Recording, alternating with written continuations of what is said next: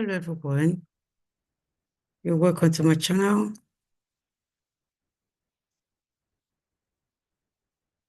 This is Hezbollah. I hope you're having a wonderful time today. I wasn't going to actually talk on this topic, but at the point I just felt, you know what, this topic is actually just, it's like it's just, it's just going from one page to the other, if I could put it that way. It's just kind of gaining momentum, and just the situation is not kind of just going down. It's just taking a steam. And you know what, I need to talk about it, especially seeing some women coming out to want to shut this lady up. It's about Natasha. It's a senator in Nigeria, and she had complained of the president, the Senate president. Her own problem with the guy was that he was kind of wanting to go out with her, but she wasn't going to give in for that. She's married, she has children. She's there to do her job. She's not there to go out with anybody. But the situation is that the man made her work there difficult because she wasn't going to give in to him. In doing that, whatever she asked for kind of just push her aside. Then she went as far as trying to resolve it. When she talked about going out with her husband and herself, went to visit this Senate president because they're like a family friend in a way. He's a married man, both of them are married. And in trying to show her his house around, and he was saying to her, well, you know, if two of us can just spend time together, you're going to enjoy Senate. Like, if you pre-quo kind of a thing, she's going to enjoy Senate. And she wasn't going to take that. She didn't tell her husband that very time, but she eventually told her husband what was going on. The husband said he was aware of it, that the wife, Natasha, told him about it. And he spoke to the man, the Senate president, about it and said, well, you don't do such a thing, that man-to-man thing. But he thought he would stop. He won't stop. And now the matter has just gone from Nigeria, Africa, now to United Nations. Anyway, this is the nearest video I found on the news from Nigeria that I could actually just give you a recap of what has been going on, so you're able to follow as I post more videos about this, because I feel I'm going to actually follow this. Natasha just celebrated 1 year in Senate just a few months ago. She's done so well for her community or her constituents since she became a senator. And she has the people in her mind and her heart. She wants to serve her people. I'm actually going to post a video regarding that, what she has done within a year. Some of them there have not done it in how many years they've been there. I also see maybe that might be a problem. She's working so hard and she has so much to show for the time she's been there, and others haven't been. And they might think, oh, are you the only one here? Why are you trying to shine, more, why we're not doing it? Maybe they only God know what they use the money for. So it's been a problem for her. She went as far as taking it to the United Nations, but we're going to go to that. But let's listen to this news and just see what you think about it. I would love you to leave me a comment. This is Edward View. If you have not subscribed, please to subscribe, like, share, click notification button, so when we're on, you will be notified. Thank you. The sexual harassment claim alleged by Senator representing Kogi Central, Natasha Uduaghan, against the President of the Senate, Akpabio, was presented at the United Nations headquarters in New York on Tuesday. Senator Natasha addressed the Inter-Parliamentary Union, alleging that her 6-month suspension from the Nigerian Senate was a retaliatory one after she filed a sexual harassment complaint against the Senate President. Let's take a look. 5 days ago, on the 6th of March 2025, I was suspended. As a senator, I was suspended illegally because I submitted a petition of sexual harassment against the President of the Nigerian Senate. And for 6 months, I'm not to introduce myself or present myself as a senator locally in Nigeria or internationally. That means I'm here illegally. But I had no other place to go but to come here and speak to you women. Because this is a bigger picture. Hold a second. This is a bigger picture. It depicts the crisis of women political representation. My suspension is not just about me. It's about the systemic exclusion of women from political leadership in Nigeria. This is a clear case of political victimization, punishment for speaking out against impunity, corruption, and gender-based violence. The United Nations Declaration 48104 declares sexual harassment as a form of gender violence. The Senate's actions are an assault on democracy.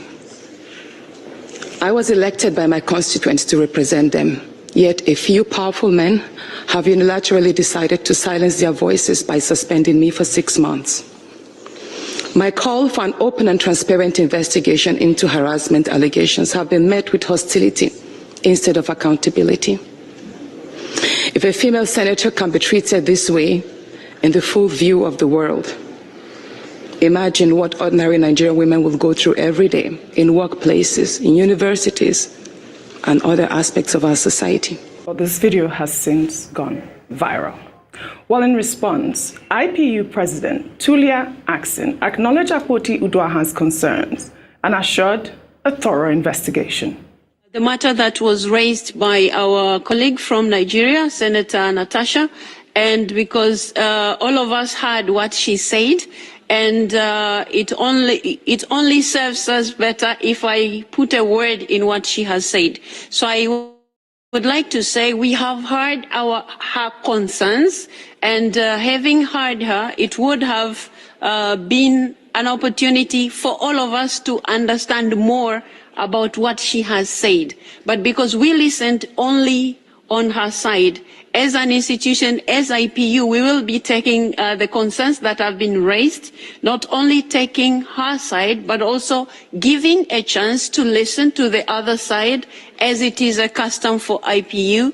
And after having listened to the other side, we will take steps as necessary. So I thought it was necessary for us to say a word about it and then be able to take it further. Well, it's quite refreshing, Dr. Abati, to hear that there will be fair hearing given to this matter that was presented at the United Nations. But before we discuss, I'd like for us to go through a timeline of the incident that occurred and how it happened. Now, if we could just pull that up.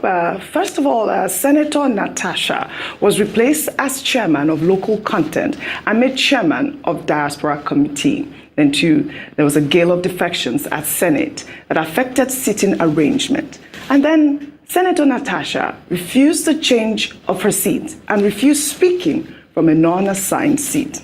5, Senator Natasha stands on Order 10, right of privileges, to counter the order stipulating she can only speak from an assigned seat.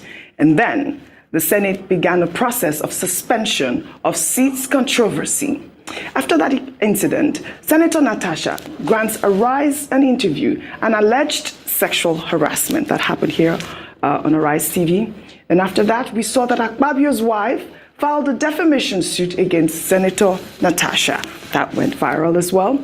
And then Natasha files a suit restraining the Ethics Committee from investigating her. And then Senator Natasha submitted a petition for sexual harassment at the Senate. That sexual harassment petition was rejected because it was signed by her. Natasha subsequently resubmitted an amended sexual harassment claim, which was accepted at the floor of the Senate. And after that incident, Senator Natasha was suspended by the Senate for misconduct, actually that same day, when she resubmitted her sexual harassment claim. And then Senator Natasha reports the sexual harassment to the IPU, which we have just played, and we have just seen that the IPU is ready to give fair hearing on Senator Natasha's sexual harassment claim and hear from Nigerian Senate and Senator Akpabio. Now, Dr. Abati, this is obviously has been in the news for several weeks now, almost 2 weeks. And I'd like for you to help us understand what this matter, what is the consequence of this matter?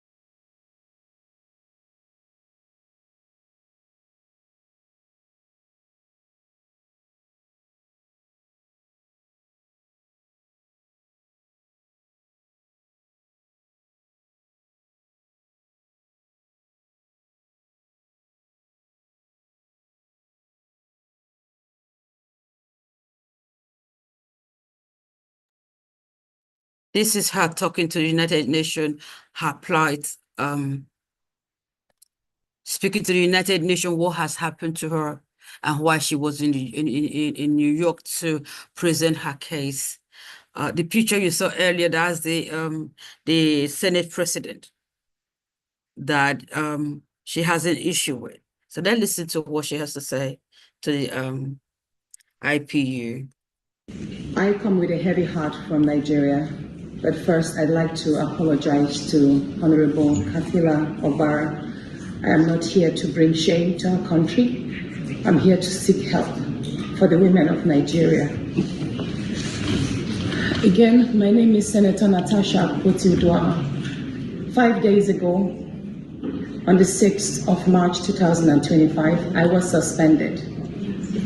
As a senator, I was suspended illegally because I submitted a petition of sexual harassment against the President of the Nigerian Senate, Senator Godswill Akpabio. I thought that by submitting the petition, he would recuse himself, and both of us would submit ourselves to the Committee on Ethics, Privileges and Public Petition for a fair and transparent investigation. But unfortunately, I was silenced and I was suspended. I was suspended for 6 months, amongst many other stringent conditions, such as taking away my security,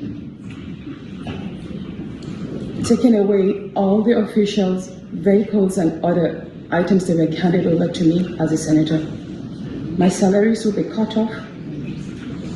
I must not appear anywhere near the National Assembly. And for 6 months, I'm not to introduce myself or present myself as a senator locally in Nigeria or internationally. That means I'm here illegally. But I have no other place to go but to come here and speak to you women. Because this is a bigger picture.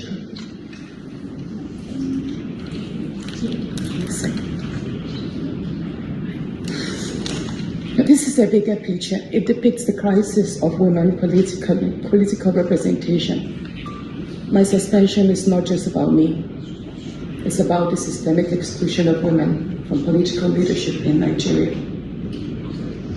Women make up 3.6% of political offices. And in the Senate, it's just 2.8. We have 109 men and only 4 of us are women. So right now, it's 108 with only 3 women.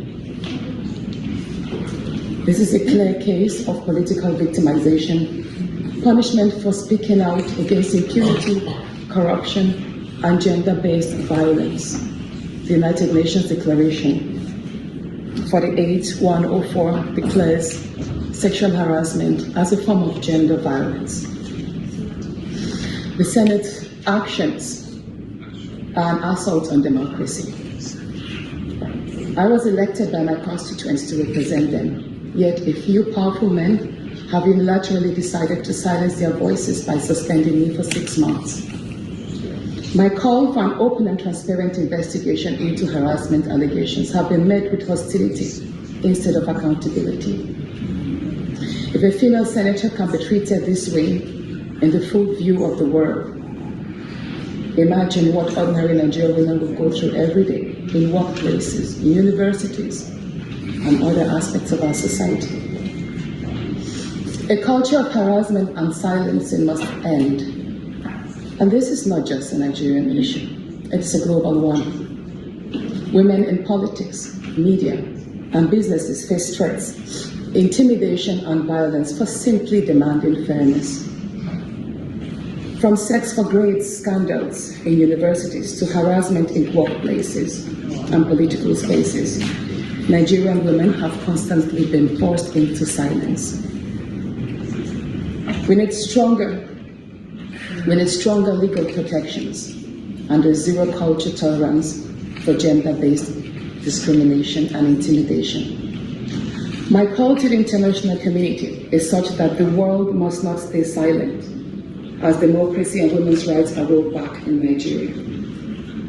I call on human rights organizations, women movements, and democratic institutions to hold the Nigerian Senate accountable. Nigeria needs global partners to push for women's political inclusion, safety, and protection from political harassment. You may ask, what are my next steps? I will resist the political intimidation. In the past few days, a number of my colleagues, my male colleagues, have reached out to me and said, Natasha, all you need to do is apologize and retract your statements. And I told them I am not going to apologize. I will not apologize for my truth.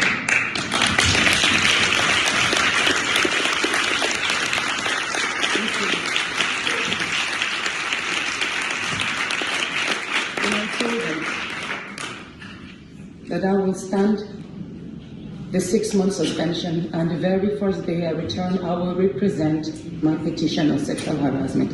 And I will continue doing so until there is a fair and transparent investigation.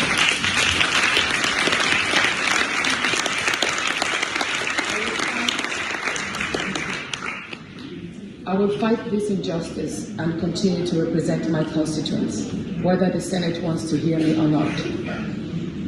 I will work with women's group, civil society, and legal teams to ensure that this unconstitutional suspension is quashed. This is bigger than me. This is about ensuring that no other woman in politics or public office will ever be silenced again. Thank you so much.